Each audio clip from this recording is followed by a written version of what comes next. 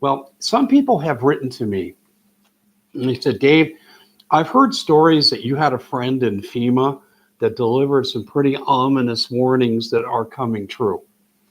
And I would say to that, that is correct. And I've told that story in print.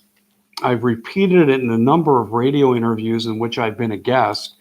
And I guess now I have to come back because I realize we have new people coming in who've never heard this story yet. I think it's very instructive for our time. In 2012, I had a friend who came to me, he and his wife, and I was coaching college basketball at the time. And they came to our campus, and he waited for me to get off the floor from practice, and he was waiting for me by my office door in a separate building. And he said to me, we have to talk. Now, I knew this man, I knew his wife well, I knew his kids well.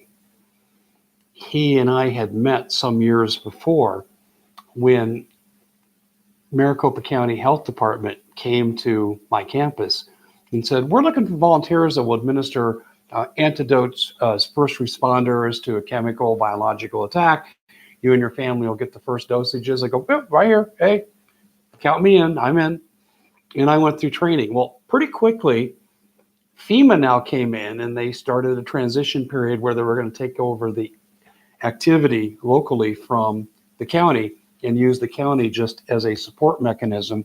So I went through some of the training. Well, I got to know this guy in the training, and we had some things in common. And we started to hang out together and play a little basketball and do things like that. And we got to be good friends. And for him to show up and say, hey, I'm bugging out. And he says, I'll tell you why. Let me come into your office. So we went in there and he says, well, we're going to talk about some things. Well, we can't do it here. Let's leave the cell phones in here and let's go outside. And October in Arizona is still really nice. In fact, it was just about 7 years ago to the day that he and I had this conversation.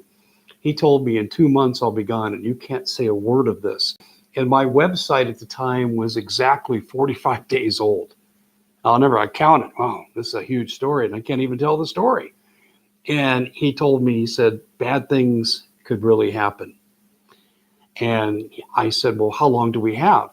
And he said, we have, 4 years, 3 or 4 years. Well, we're now 7 years out, but see, there's been an intervening variable that we have to talk about. So let me share with you in a condensed fashion what he told me in a, it must have been a 5-hour conversation. It just went on and on and on. And we talked a lot about his kids and how this was going to inconvenience them. He's leaving with like-minded people. No, he didn't go to the Ozarks because I've talked about that recently, but I'm not going to say where he went. In fact, I don't even know the exact location. I know the general area, but I'm not going to divulge that for obvious reasons. He felt he would be a target in a regime change, which is why he had to leave. And not only did he feel that way, he had started talking to people in FEMA and DHS that felt this way. And so they thought, we're going to get out of Dodge. We're going to have a little self-sustaining community that we've been building because we know that when the poop hits the fan, we'll be the brown shirts and we'll be eliminated because of what we know. And what he knew, and a lot of people like him, he worked a lot in counter bioterrorism. He did other things, but that was one of the things he did. He told me, we have weapons that the rest of the world has no idea what we've got. And I said, well, what's going to bring them to bear? And he goes, well, it really won't be pure government as we think about it. He said, right now, Dave, he said, this country is in danger of losing its culture. It's in danger of losing its republic. Now, I want you to think of the year 2012. We weren't talking about this. We were talking about Obama's treason, but we weren't talking about an overthrow of the U.S. government yet. It was kind of that discussion that was out there. Maybe someday that'll happen. He's telling me directly, Dave, this is coming and this is the plan. And he told me, he said, there is a rising tide of populism where the people have had enough in this country. And he said that they're going to stop it. And he said, by 2015, 2016, when Jade Helm came, people say, oh, Dave, I remember you went nuts on Jade Helm because I thought that's what it was. Well, I ended up not being correct. They didn't roll it out, but they practiced what they were going to do, specifically in Jade Helm 16. And what he eventually said, he said, it'll be over in 4 years. But there was an intervening variable, wasn't there? There was a man called Donald Trump that came along. 17 candidates in the Republican Party, and they all hated him. The media was on him. You know the story. The underdog wins because America sided with the underdog. And I think God had a veil of protection over Donald Trump. I really do believe that. I think we got one last chance as a country, as a nation under judgment, to get it right. That's my personal perception. Doesn't have to be yours. So the 2016 date came and went because of Trump.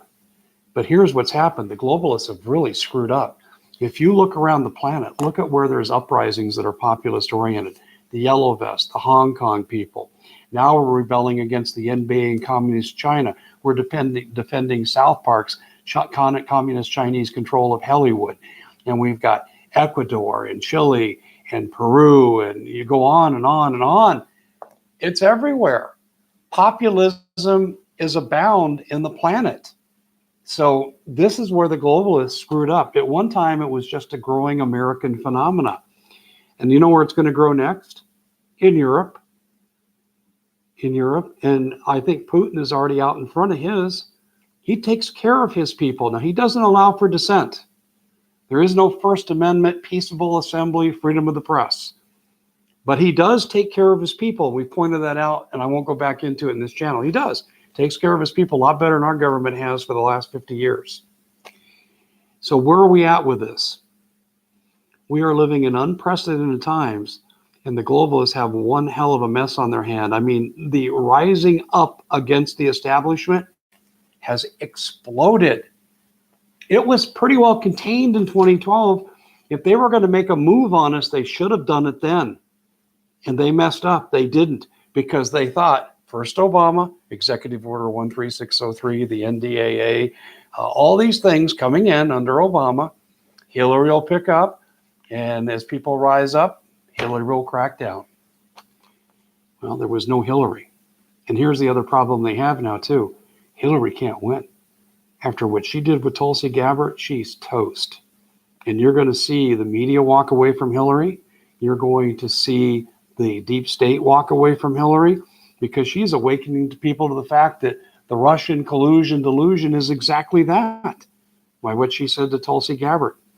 And Tulsi Gabbard better make sure she flies with deep state people, because she is walking on very, very thin ice. And I do mean that sincerely. In fact, I'll say this about Tulsi Gabbard. Domestically, I think she's a disaster. And she hosts the CFR in her state, Council on Foreign Relations. And she's announced that she's for voting for a formal impeachment inquiry into Trump. Okay, all these domestic things, but foreign policy, she gets it. She gets it. She also gets the idea that we shouldn't be politically correct. She's tired of the mainstream media. She's tired of Google. I mean, she's got a $50 million lawsuit against Google for interfering in her campaign financing after debate number 1. Tulsi, I'm going to say this to you directly, because I've heard you've actually seen one of my videos and chuckled. That's what I've been told. Okay, chuckle at this. You are maturing as a 38-year-old politician. You are a youngster. You are beginning to see the light. You need to open both eyes and come over to our side where the water's warm and the people will love you. Because I think in her heart, as I judge her, I think deep down inside, I think she's a good person. I think she's been misguided by democratic ideals, and she's just beginning to see that moment.